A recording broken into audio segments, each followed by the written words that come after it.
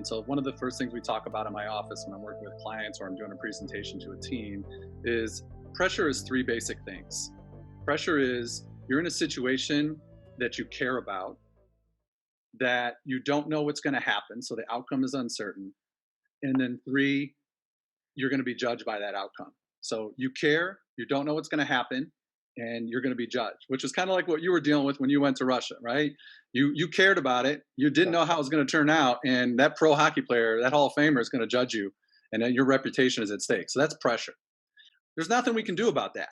That's a pressure situation. In fact, that situation that you're in is a privilege, and that's how you should start to look at it. However, you have two choices then.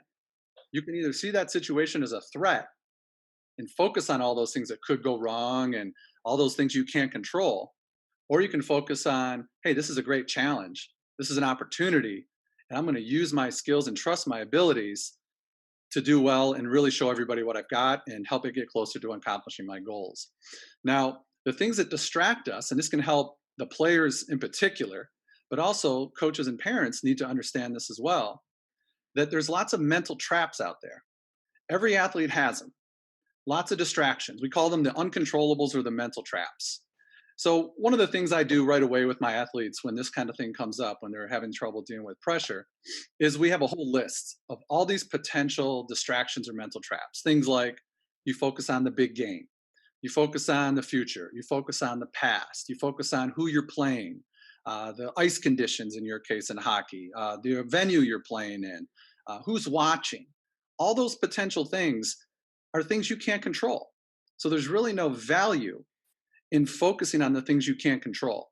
But we still need to notice when we're focusing on those, catch ourselves, own those mental traps. I even have my athletes create the list, post it on their mirror, because I want you to know quickly when you're focused on something you can't control and you're getting sucked into that trap.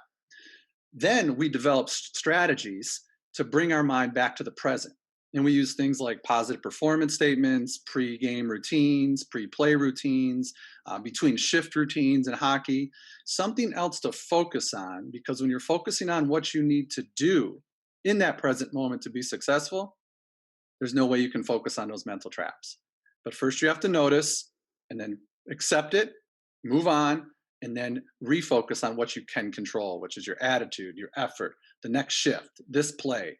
What do I need to do out there to be successful? So for example, for a hockey player, I might ask him or her, when you're playing really well, what are you doing out there? Like if your coach was sitting right next to you before you hopped over the boards and he said, hey, Andy, if you go out there and do these three things, you're going to have a great shift and really help us win, be successful, have a great time. What are those three things going to be? And so we think about it, we brainstorm, and examples might be, hey, you need to keep your feet moving, keep your head up, find open ice, and you're going to have a great shift out there.